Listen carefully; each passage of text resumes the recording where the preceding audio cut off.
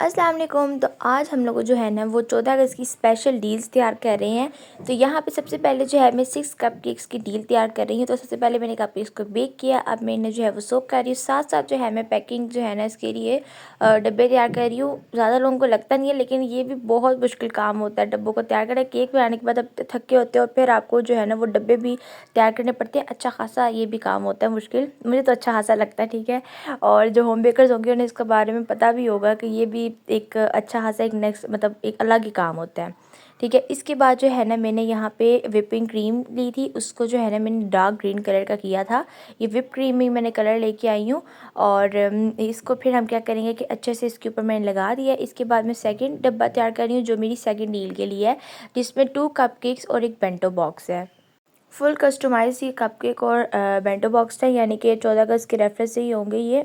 और यहाँ पे मैंने इसको रखा, फिर यहाँ पे इसमें कपकेक्स डाल दिए और उनको भी साइड पे कर दिया। अब मैं यहाँ पे जो है ना वो बेंटो केक रेडी करूँगी।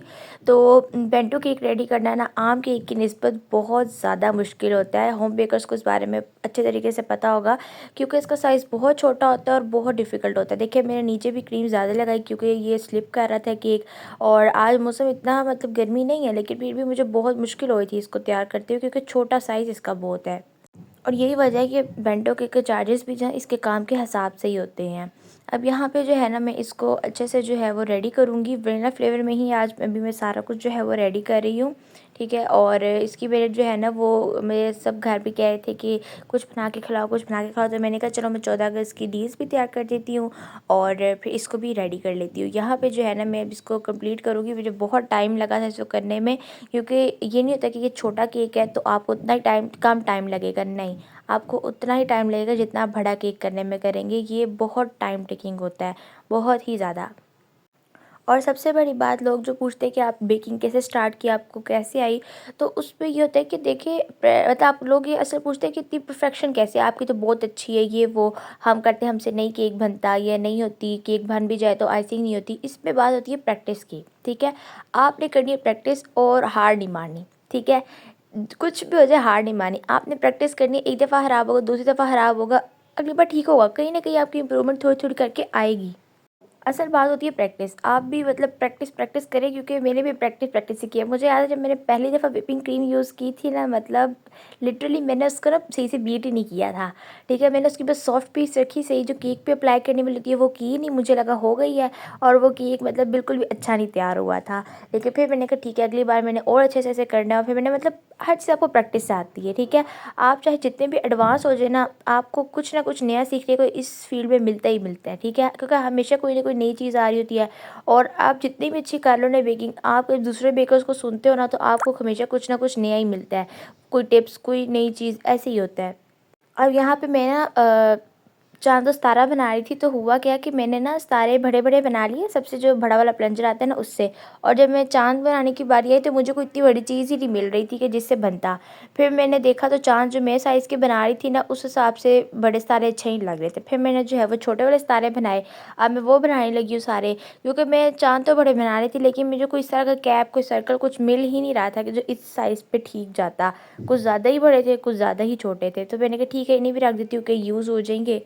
और फिर मैंने जो है ना प्लेनर से छोटे वाले स्टार्स दिखाना शुरू कर दिए। अच्छा, मैंने ना ये फाउंटेन वर्क जो है ना वो रिसेंटली ही स्टार्ट किया है।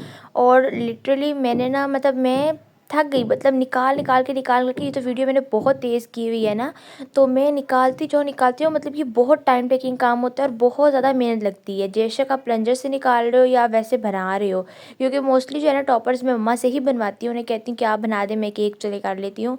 लेकिन आज मैंने निकाले ये सारे, और सारा टॉपर्स मैंने रेडी किए। तो मतलब हालांकि प्लंजर से ही निकाल रही थी, लेकिन मुझे लग समझ गई कि ये फाउंडर का काम जो होता है ना वो सही मतलब मेहनत वाला काम होता है, चाहे कोई भी हो।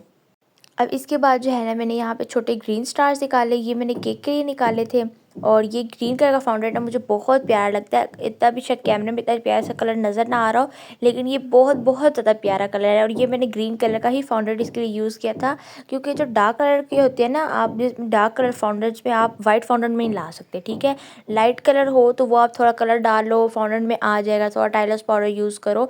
लेकिन जो होता है ना डार्क कलर्स, वो आप बाई करो डायरेक्ट, ठीक है। तो जैसे रेड, ब्लैक, ग्रीन और येलो, ऑरेंज, ये जो थोड़े डार्क डार्क कलर्स होते हैं जिनको आपको ज़रूरत ही डार्क जगह की होती है, वो मैंने ऐसे ही बाय किए हैं।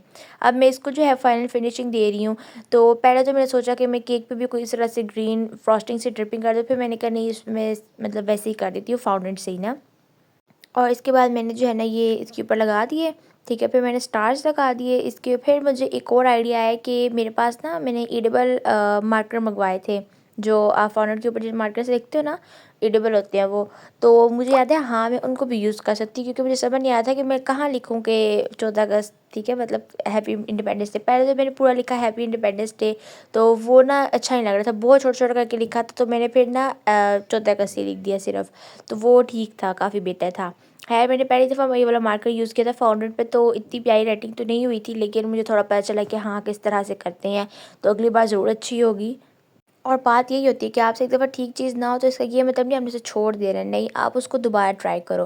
अच्छा, जो मेरा सारा फाउंडेंट बचता जा रहा था ना, वो मेरे पास अब इतना टाइम तो नहीं था कि मैं उसको भी कंप्लीट यूटिलाइज़ करती, ठीक है। तो मैंने अपने छोटे भाई को बुलाया और मैंने उससे प्लंजर पकड़ाया और मैंने कहा अब तुम बैठो और इसको करो, ठीक है। तो वो वहाँ मेरे स्टार्स और बन गए, मतलब मैंने सेव करके रख ली उन्हें ड्राई करके, ठीक है। और यहाँ पे मैंने बस जितनी मुझे ज़रूरत थी रिबन जल्दी थी तैयार करके उनके ऊपर जो है लगाए मैंने, ताकि वीडियो भी बनाऊँ, फिर मैंने पिक्स भी लेनी थी। और इसका टेस्ट बहुत मज़े का था, मतलब कप केक्स का भी और केक का भी, मतलब फ्रिज में रख दिया था और सुपर मॉइस्ट हो गया, जितना ठंडा होता है ना उतना ज़्यादा मज़े का होता है, ठीक है। तो यहाँ पे ये बिल्कुल रेडी है हमारी डील्स, और अगर आपने भी ऑर्डर करना चाहते हैं तो आप व्हाट्सएप पे हमें कॉन्टैक्ट कर सकते हैं या फिर मैसेज कर सकते हैं। मिलेंगे नेक्स्ट वीडियो में। अल्लाह हाफिज़।